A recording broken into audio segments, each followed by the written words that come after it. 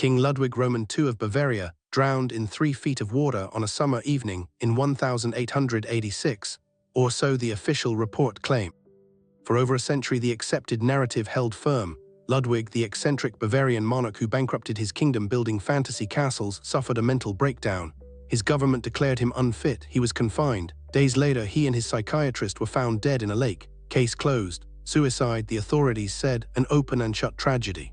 But here's what the decision-makers knew at the time and what they chose to bury. Ludwig had ruled Bavaria for 22 years. He spent approximately 31 million gold marks on his castles. His treasury was depleted.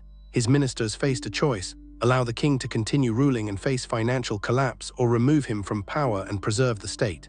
They chose removal. On June 9, 1886, a psychiatric commission led by Dr. Bernhard von Gudden, a man Ludwig had never met, declared the king insane without ever examining him in person.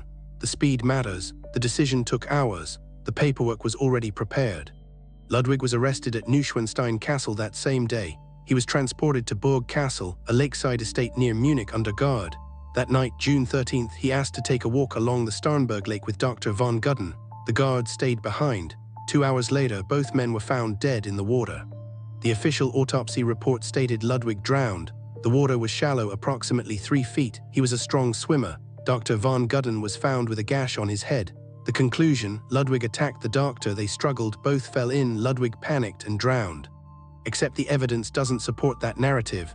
Ludwig's lungs showed no water. None. A drowning victim's lungs fill with fluid. His body showed no signs of a struggle. His clothing was undamaged. The doctor's head wound was consistent with a blunt strike, not a fall. Witnesses reported seeing 2 men rowing a boat near the castle that evening.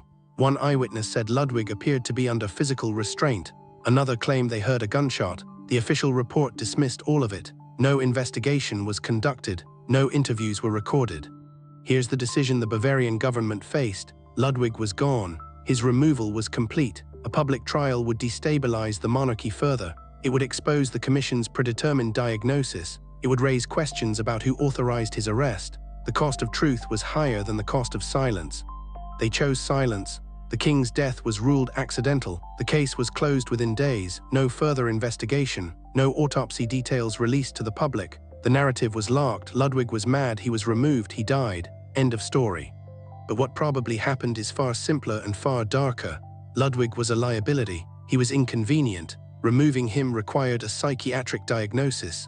Killing him required only one walk in the dark with a man he'd never met before. The evidence points to a calculated elimination, not a tragedy. Dr. von Gudden was a government appointee. He had no prior relationship with Ludwig. He volunteered to accompany the king on a walk. He was found with a head wound. The narrative of mutual drowning strains credibility under even cursory scrutiny.